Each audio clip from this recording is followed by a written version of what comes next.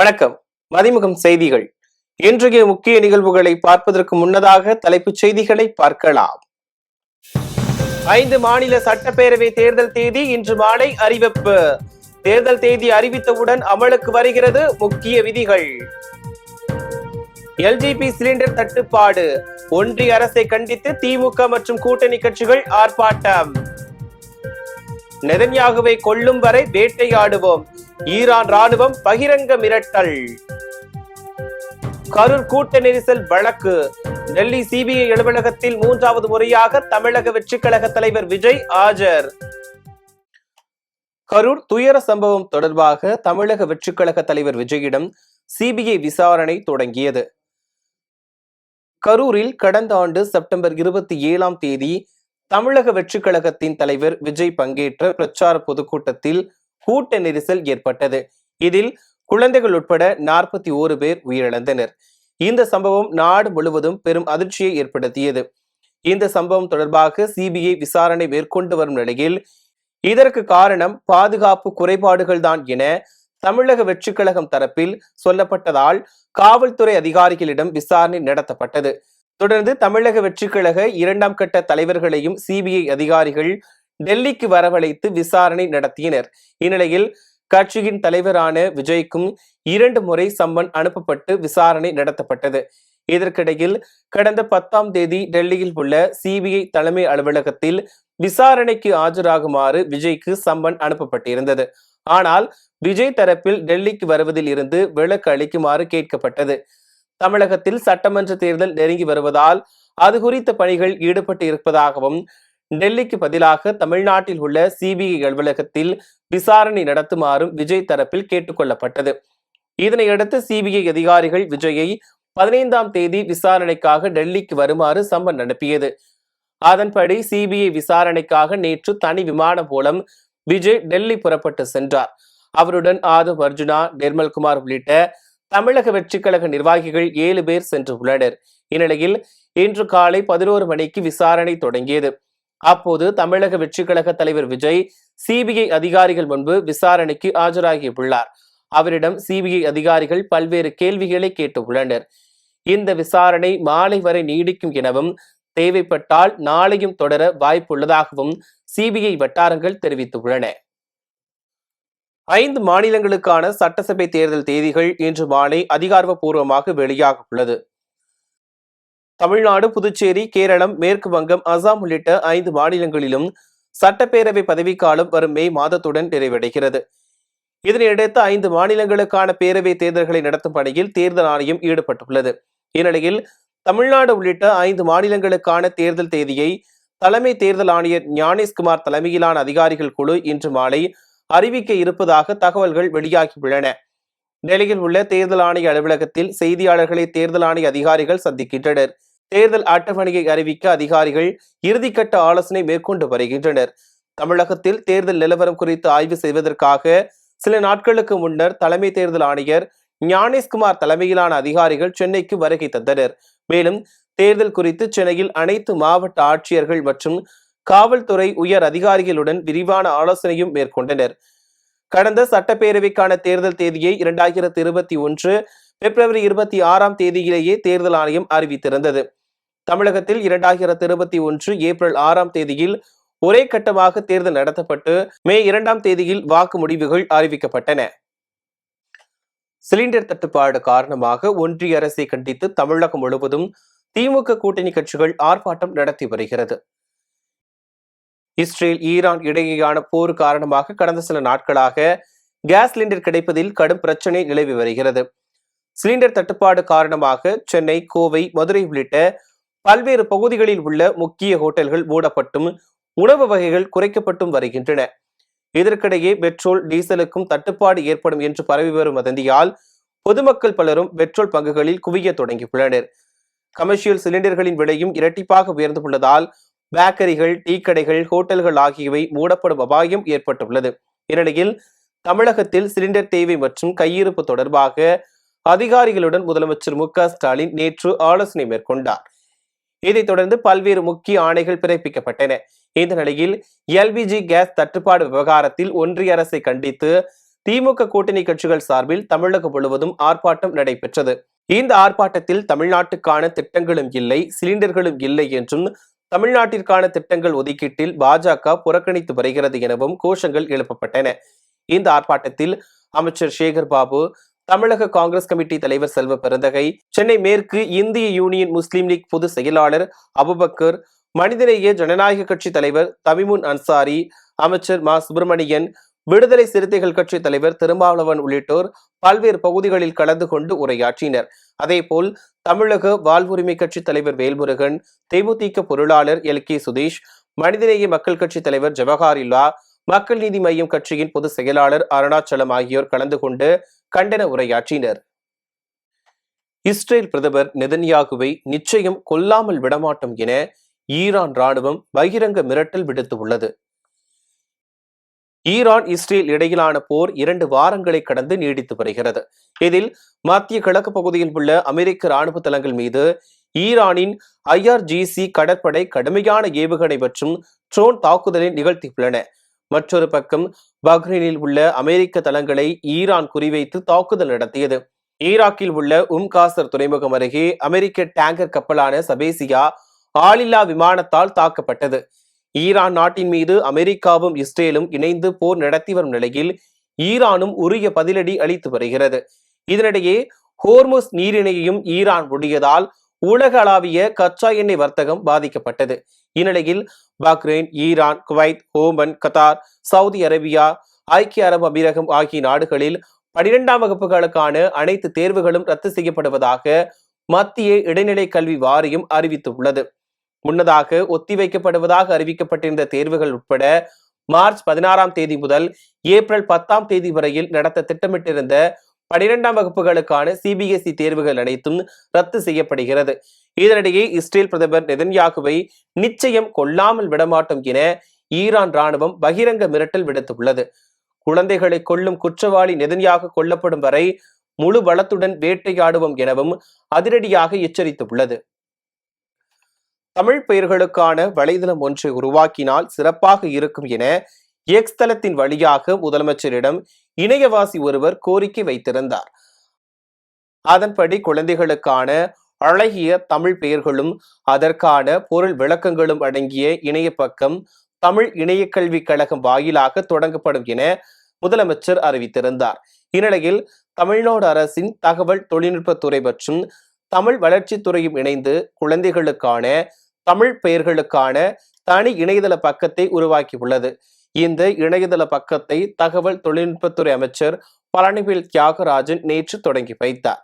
இந்நிலையில் இது தொடர்பாக முதலமைச்சர் மு.க. ஸ்டாலின் வெளியிட்டுள்ள எக்ஸ் பதிவில் தமிழ்நாடு தமிழ் பெயர்களால் நிறையட்டும் என குறிப்பிட்டுள்ளார். தான் நடத்தி வைக்கும் ஒவ்வொரு திருமணத்திலும் பிறக்கின்ற குழந்தைகளுக்கு அழகான தமிழ் பெயர்களை சூட்டுங்கள் என மணமக்களிடம் கோரிக்கை வைப்பதாக குறிப்பிட்டுள்ள அவர், அதற்கான பெயர்களையும் அவற்றின் பொருளோடு சேர்த்து உங்களுக்கு இப்போது வழங்கி இருக்கிறோம் என தெரிவித்துள்ளார். தொடர்ந்து புதிய பெயர்களை பதிவேற்றுவோம், நீங்களும் பரிந்துரைக்கலாம் என பதிவிட்டுள்ளார். சென்னையை அடுத்த நாவலூரில் சிலிண்டர் வெடித்த விபத்தில் 2 குழந்தைகள் உயிரிழந்த சம்பவம் சோகத்தை ஏற்படுத்தியுள்ளது.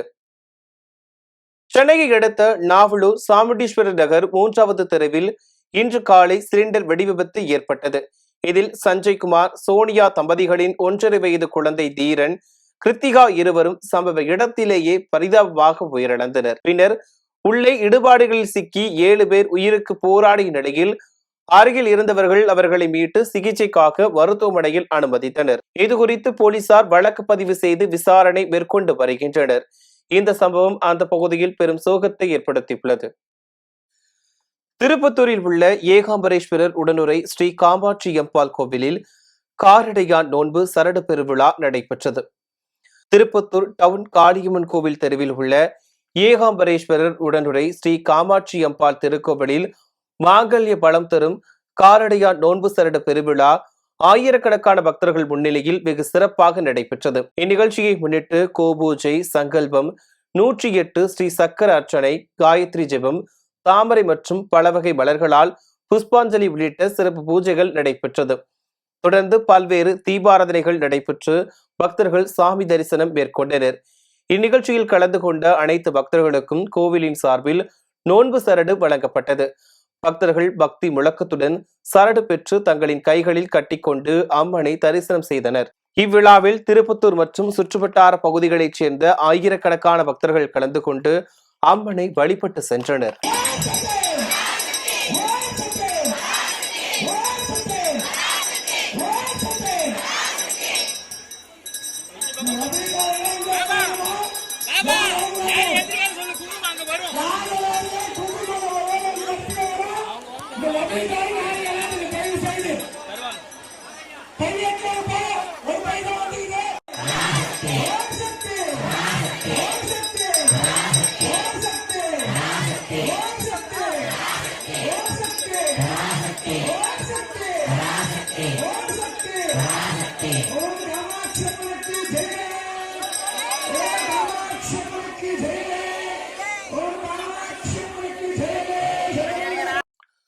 புதுக்கோட்டையில் மகளிர் தினத்தை முன்னிட்டு தனியார் பள்ளி சார்பில் சாலை விழிப்புணர்வு பேரணி நடைபெற்றது.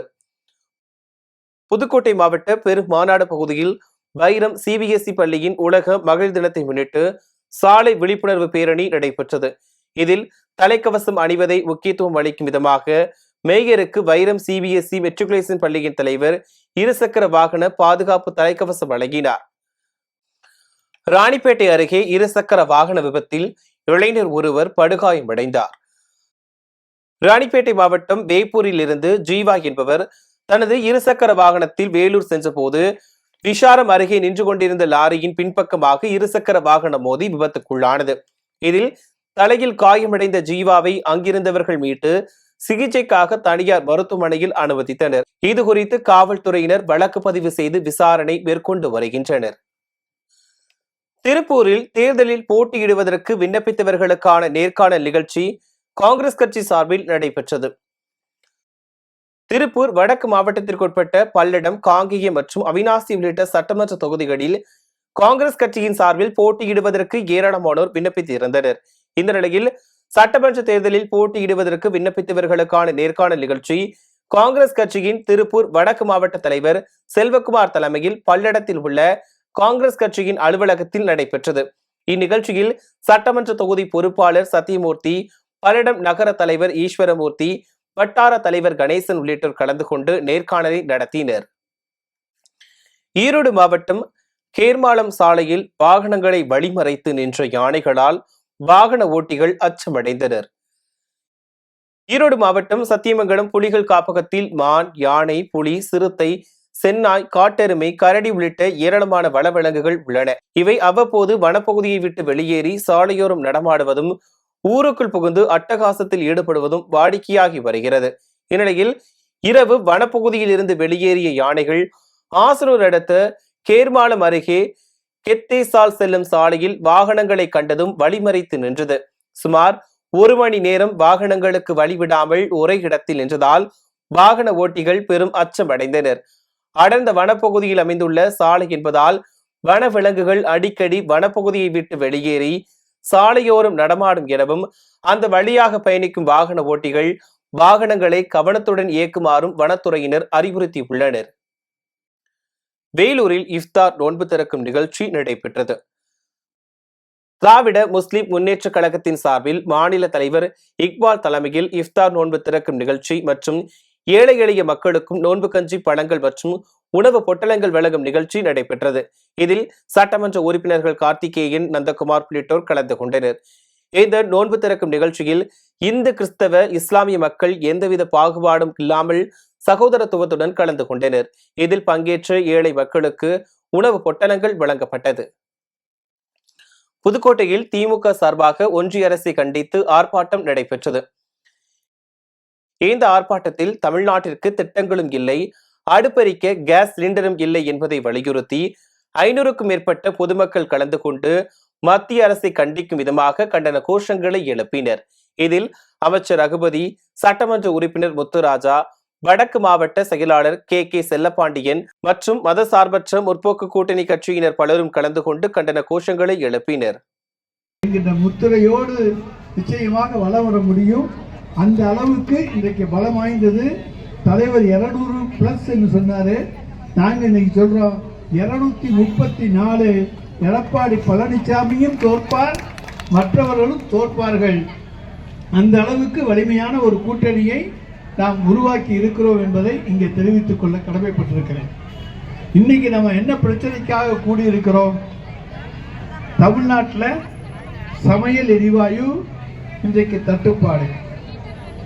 25 நாள் 45 நாள் எழுதி வச்சா வரும்னாங்க. எரிவாயு அடுப்பை தந்து கிராமத்து மக்களை கூட இன்றைக்கு விறகு அடுப்பில் எரித்து சமையல் செய்து கொண்டிருந்த கிராமத்து மக்களுக்கும் நாம் எரிவாயு அடுப்பை கொடுத்து, அவர்களுக்கு எரிவாயு கொடுத்து, இன்றைக்கு இணைப்பை கொடுத்து அவர்களையும் பழக்கிவிட்டோம். எனவே எல்லாருக்கும் இன்னைக்கு தட்டுப்பாடு. இந்த கேஸ் தட்டுப்பாடு தமிழ்நாட்டில் தான் அதிகமாக இருக்குன்னு சொல்றாங்க. மற்ற மாநிலங்களுக்கும் நமக்கும் இருக்கக்கூடிய வேற்றுமை அதுதான். தமிழ்நாட்டை ஓரவஞ்சனை செய்கிறது ஒன்றிய அரசு. நமக்கு தர வேண்டிய கல்வி நிதி தரல, 100 நாள் வேலை நிதி தரல, அதே போல கிராம சாலைகள் திட்டத்துக்கான நிதி தரல, பல்வேறு திட்டங்களுக்கான நிதிகளை தர மறுக்கிற ஒன்றிய அரசு இன்றைக்கு கேஸ் தட்டுப்பாடை செயற்கையாக தமிழ்நாட்டிலே உருவாக்கி இங்கே இருக்கக்கூடிய மக்களை அலக்கழிக்கலாம் நினைச்சாங்க. ஆனா இங்கே இருக்கிறது யாரு? தளபதி மு.க. ஸ்டாலின். திருப்பூர் மாவட்டத்தில் கஞ்சா விற்பனையில் ஈடுபட்ட 2 பேரை போலீசார் கைது செய்தனர். திருப்பூர் கேவிஆர் நகர் காவல் நிலைய எல்லைக்குட்பட்ட ஆண்டிப்பாளையம் பகுதியில் போலீசார் வாகன தணிக்கையில் ஈடுபட்டிருந்தனர். அப்போது இருசக்கர வாகனத்தில் சந்தேகத்திற்கிடமான முறையில் சென்ற 2 வடமாநில இளைஞர்களை நிறுத்தி விசாரணை மேற்கொண்டனர். அப்போது அவர்கள் முன்னுக்கு பின் முரணாக பேசியதை தொடர்ந்து அவர்கள் வைத்திருந்த உடைமைகளை போலீசார் சோதனை மேற்கொண்டனர். அப்போது அரசால் தடை செய்யப்பட்ட கஞ்சா வைத்திருந்தது தெரிய வந்தது. இதனைத் தொடர்ந்து அவர்களிடம் போலீசார் விசாரணை மேற்கொண்ட நிலையில் அவர்கள் ஒடிசாவைச் சேர்ந்த சுனில் பட்டேல் மற்றும் கணநாத பதான் என்பதும் இவர்கள் வட மாநிலங்களிலிருந்து கஞ்சாவை கடத்தி வந்து திருப்பூரில் விற்பனை செய்து வந்ததும் தெரிய வந்தது. இதனைத் தொடர்ந்து 2 பேரையும் போலீசார் கைது செய்து அவர்களிடமிருந்து 5 கிலோ கஞ்சாவை பறிமுதல் செய்தனர். சட்டமன்ற தேர்தல் தேதி அறிவித்தவுடன் IPL அட்டவணை விரைவில் வெளியிடப்படும் என PCCI துணைத் தலைவர் தெரிவித்துள்ளார். சட்டப்பேரவை தேர்தலுக்கான தேதிகளை தேர்தல் ஆணையம் இன்று அறிவித்தால் 2026 IPL தொடரின் முழு அட்டவணையும் விரைவில் வெளியிடப்படும் என PCCI துணைத் தலைவர் ராஜீவ் சுக்லா தெரிவித்துள்ளார். இதுகுறித்து காங்கிரஸ் எம்பியும் PCCI துணைத் தலைவருமான ராஜீவ் சுக்லா கூறுகையில், தேர்தல் ஆணையம் இன்று மாலை 4 மணியளவில் தேர்தல் தேதிகளை அறிவிக்க உள்ளது. இதை பொறுத்து IPL தொடரின் முழு அட்டவணை விரைவில் வெளியிட உள்ளதாக தெரிவித்தார். முன்னதாக IPL தொடரின் முதற்கட்ட போட்டிகளுக்கான அட்டவணை கடந்த மார்ச் 11ஆம் தேதி வெளியிடப்பட்டது. இதில் மார்ச் 28ஆம் தேதி தொடங்கி ஏப்ரல் 12ஆம் தேதி வரை நடக்கவுள்ள 20 போட்டிகளுக்கான முதற்கட்ட அட்டவணை மட்டுமே வெளியிடப்பட்டது. இந்த நிலையில் விரைவில் IPL தொடரின் முழு போட்டிகளுக்கான அட்டவணை வெளியிடப்படும் என்ற செய்தி கிரிக்கெட் ரசிகர்களுக்கு மத்தியில் பெரும் வரவேற்பை பெற்றுள்ளது. மீண்டும் தலைப்புச் செய்திகள். 5 மாநில சட்டப்பேரவை தேர்தல் தேதி இன்று மாலை அறிவிப்பு. தேர்தல் தேதி அறிவித்தவுடன் அமலுக்கு வருகிறது முக்கிய விதிகள். LGP சிலிண்டர் தட்டுப்பாடு. ஒன்றிய அரசை கண்டித்து திமுக மற்றும் கூட்டணி கட்சிகள் ஆர்ப்பாட்டம். நெதன்யாகுவை கொல்லும் வரை வேட்டையாடுவோம். ஈரான் ராணுவம் பகிரங்க மிரட்டல். கரூர் கூட்ட நெரிசல் வழக்கு. டெல்லி CBI அலுவலகத்தில் 3வது முறையாக தமிழக வெற்றிக் கழக தலைவர் விஜய் ஆஜர். இத்துடன் செய்திகள் நிறைவடைந்தன. மீண்டும் செய்திகள் இரவு 8 மணிக்கு. மேலும் செய்திகளை தெரிந்து கொள்ள மதிமுகம் பிரைம் யூடியூப் தளத்தில் இணைந்திருங்கள்.